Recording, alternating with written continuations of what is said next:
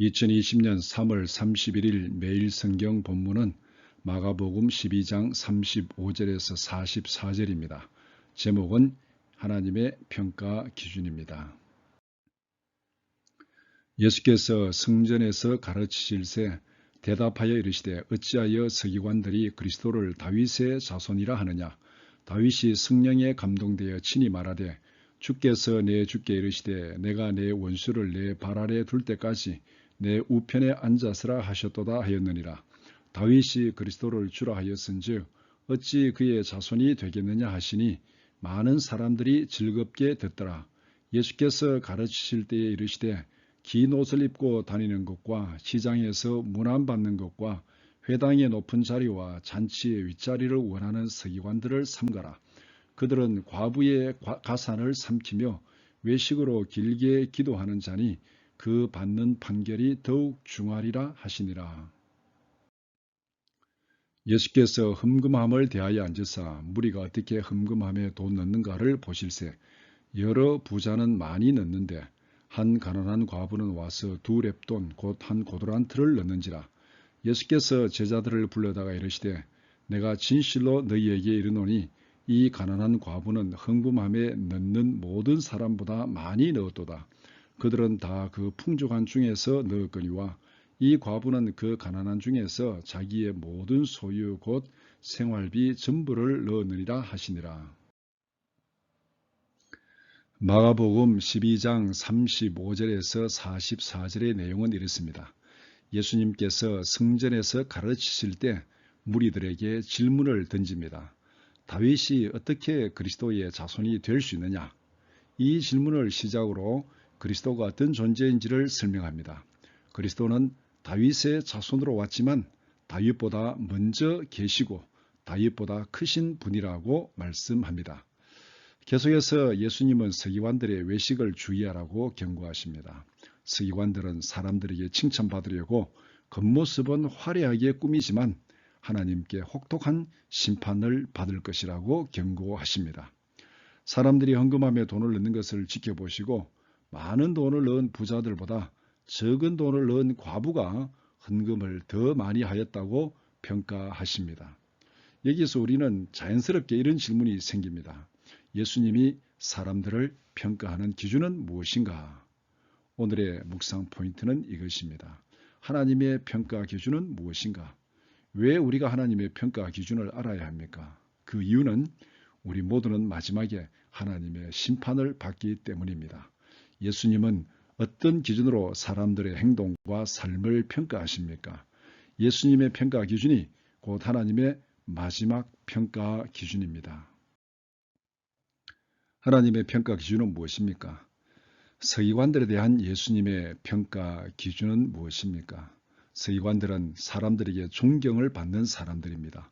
긴 옷을 입고 다니면서 사람들에게 자신의 거룩함을 드러냅니다.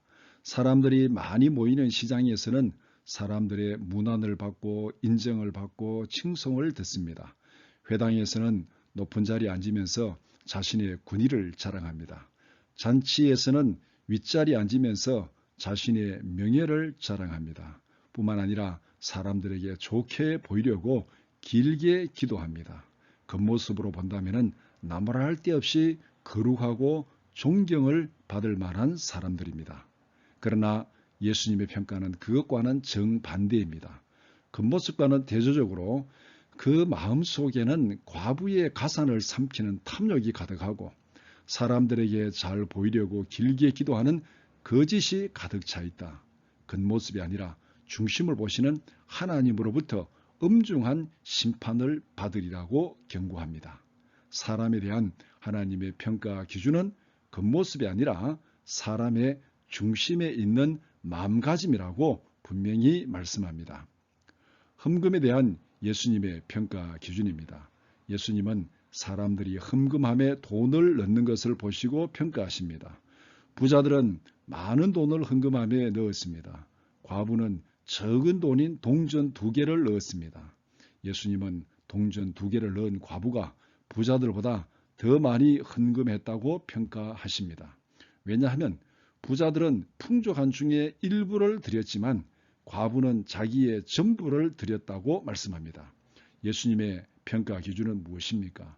외형적인 양이 아니라 자기의 가진 것의 몇 프로를 드렸느냐. 이것이 예수님의 평가 기준입니다. 가만히 생각해 보면 정말로 공평한 기준이 아닙니까? 받은 것만큼 드리라는 것입니다. 하나님은 없는 것을 요구하지 않습니다. 주시지 않은 것을 요구하지 않습니다. 받은 대로 드리고 심은 대로 거두리라. 이것이 하나님께서 헌금을 평가하는 공정한 하나님의 기준입니다. 하나님의 평가 기준에 맞추라. 왜 우리가 하나님의 기준에 맞게 행동해야 합니까? 모두가 자기의 생각이 있고 자기의 기준이 있습니다. 각자가 처한 형편과 처지가 다를 수 있습니다. 각자의 기준이 다를 수 있다는 것입니다. 그러나 우리는 하나님의 기준에 맞추어서 행동해야 합니다. 왜냐하면 우리 모두는 마지막에 하나님의 평가를 받기 때문입니다. 내 인생의 마지막 평가자가 내 자신이라면 내 기준에 맞게 행동하면 됩니다. 그러나 내 인생의 마지막 평가자가 하나님이라면 하나님의 기준에 맞게 행동하는 것이 지혜로운 것입니다. 예를 들어서 설명하면 수험생이 시험을 준비할 때 제일 먼저 점검해야 할 것은 시험 범위와 출제 경향입니다.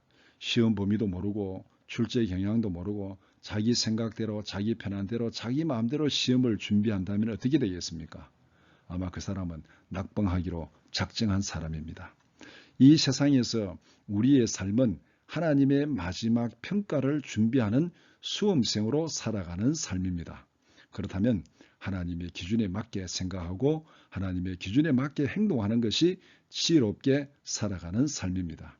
하나님의 평가 기준이 무엇인지는 성경을 통해서 충분히 계시하고 있습니다. 우리가 날마다 하나님의 말씀을 읽고 묵상하는 이유가 바로 여기에 있습니다. 하나님의 기준에 맞는 지혜로운 삶을 살기 위해서 말씀을 묵상하고 말씀대로 순종하고 말씀대로 실천하고자 노력하는 것입니다. 이렇게 기도하면서 하루를 시작합시다. 첫째, 성경 말씀을 통해서 하나님의 평가 기준을 잘 깨닫게 하소서.